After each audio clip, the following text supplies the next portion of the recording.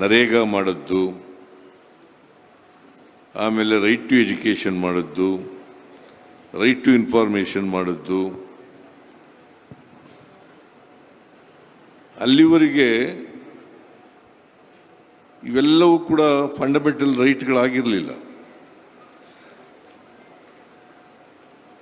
ಇವನ್ನ ಮೂಲಭೂತ ಹಕ್ಕುಗಳನ್ನಾಗಿ ಮಾಡಿ ಬಡವರಿಗೆ, ನಿರುದ್ಯೋಗಿಗಳಿಗೆ,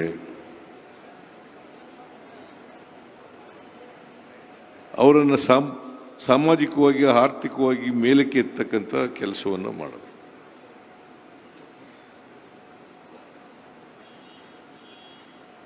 ಒಬ್ಬ ಸುಸಂಸ್ಕೃತ ಸಜ್ಜನ ಮಿತಭಾಷಿ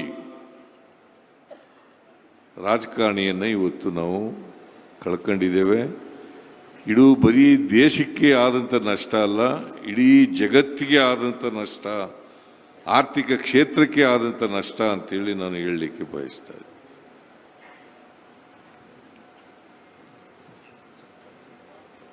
ನಾನು ಒಂದು ಸಾರಿ 2017ರಲ್ಲಿ ನಾನು ಮುಖ್ಯಮಂತ್ರಿ ಆಗಿರುವಾಗ ಒಂದು ಡಿಸಿಷನ್ ಮಾಡೋದು. ನಾವು ಅಂಬೇಡ್ಕರ್ ಸ್ಕೂಲ್ ಆಫ್ ಎಕನಾಮಿಕ್ಸ್ ಅಂತಕ್ಕಂಥದ್ದನ್ನು ಮಾಡೋದು. ಯಾಕಂತಂದರೆ ಅಂಬೇಡ್ಕರ್ ಅವರು ಸ್ಕೂಲ್ ಆಫ್ ಎಕನಾಮಿಕ್ಸ್ ಲಂಡನ್ನಲ್ಲಿ ಓದಿದ್ರು. ಅದಕ್ಕೋಸ್ಕರ ಇಲ್ಲಿ ಕರ್ನಾಟಕದಲ್ಲಿ ಕೂಡ ಮಾಡಬೇಕು ಅಂತೇಳಿ ಅಂಬೇಡ್ಕರ್ ಸ್ಕೂಲ್ ಆಫ್ ಎಕನಾಮಿಕ್ಸ್ ಮಾಡಿದ್ದು. ಅವ್ರನ್ನ ಕರೆಸಿದ್ದು, ನಾವು ಅವ್ರನ್ನ ಉದ್ಘಾಟನೆಗೆ ಕರೆಸಿದ್ದು.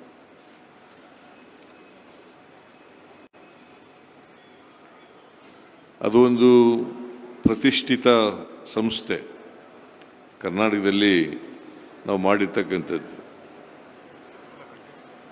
ಆಮೇಲೆ ಇನ್ನೊಂದು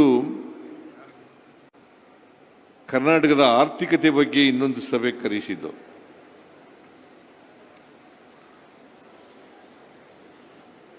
ಒಬ್ಬ ಆರ್ಥಿಕ ತಜ್ಞನಾಗಿ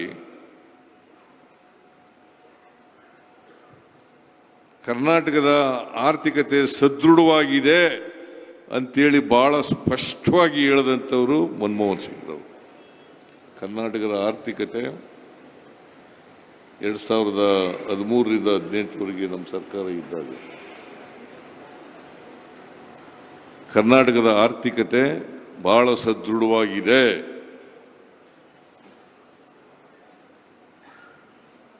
ರೊಬಸ್ಟ್ ಎಕಾನಮಿ ಅಂತ ಪದ ಉಪಯೋಗಿಸಿದರು. Karnataka's economy is a robust economy ಅಂತ ಹೇಳಿದರು. ಅಂಥ ಒಬ್ಬ ಆರ್ಥಿಕ ತಜ್ಞನನ್ನು ಬರೀ ನಮ್ಮ ದೇಶದಲ್ಲಿ ಅಷ್ಟೇ ಅಲ್ಲ, ಇಡೀ ಜಗತ್ತಿನಲ್ಲೇ ಪ್ರಸಿದ್ಧಿ ಪಡೆದಿದ್ದಂಥ ಆರ್ಥಿಕ ತಜ್ಞ. ಅವರ ಜ್ಞಾನ ಈ ದೇಶದ ಅನೇಕ ಸಮಸ್ಯೆಗಳನ್ನು ಪರಿಹಾರ ಮಾಡಲಿಕ್ಕೆ ಸಾಧ್ಯ ಆಯಿತು. ಪ್ಲಾನಿಂಗ್ ಕಮಿಷನ್ ಉಪಾಧ್ಯಕ್ಷರಿಗಾಗೂ ಕೂಡ ಕೆಲಸ ಮಾಡಿದರು.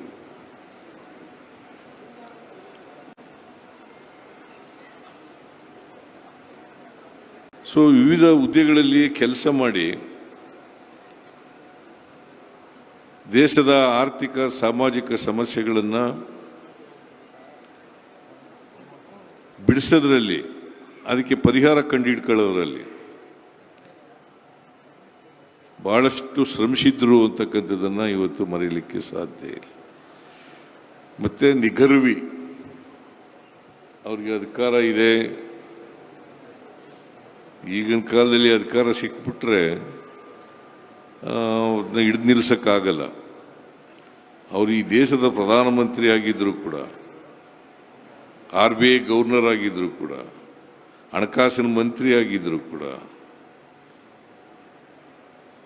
ಯಾವತ್ತೂ ಕೂಡ ಅವರು ಗೌರವದಿಂದ ನಡ್ಕೊಳ್ತಕ್ಕಂಥ ಕೆಲಸ ಮಾಡಲಿಲ್ಲ. ಅತ್ಯಂತ ವಿನಯಶೀಲ ವ್ಯಕ್ತಿಯಾಗಿದ್ದರು. ಮೃದು ಭಾಷೆನಲ್ಲೇ ಅನೇಕ ಜನರನ್ನು ಗೆದ್ದಿರ್ತಕ್ಕಂಥದ್ದನ್ನು ಇವತ್ತು ನಾವು ನೋಡ್ತಾ ಇದ್ದೀವಿ. ಅವ್ರು ಹೇಳ್ತಾ ಇದ್ರು ಒಂದು ಮಾತು, ನಾನು ಬದುಕಿರುವಾಗ ನನ್ನ ಬಗ್ಗೆ ಅಷ್ಟೊಂದು ಪ್ರಚಾರ ಸಿಗಲ್ಲ, ನಾನು ಸತ್ತ ಮೇಲೆ ಮಾಧ್ಯಮದವರು ಹೆಚ್ಚು ಪ್ರಚಾರವನ್ನು ಮಾಡ್ತಾರೆ ಅಂತಕ್ಕಂಥ ಮಾತುಗಳನ್ನು ಹೇಳಿದರು.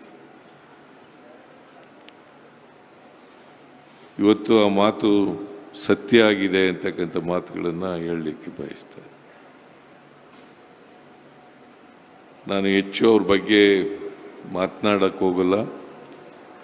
ಇದು ಸಂತಾಪ ವ್ಯಕ್ತ ಮಾಡ್ತಕ್ಕಂಥ ಸಭೆ. ಅವರ ಆತ್ಮಕ್ಕೆ ಚಿರಶಾಂತಿ ದೊರಕಲಿ ಅಂತೇಳಿ ನಾನು ಪ್ರಾರ್ಥನೆಯನ್ನು ಮಾಡ್ತೇನೆ.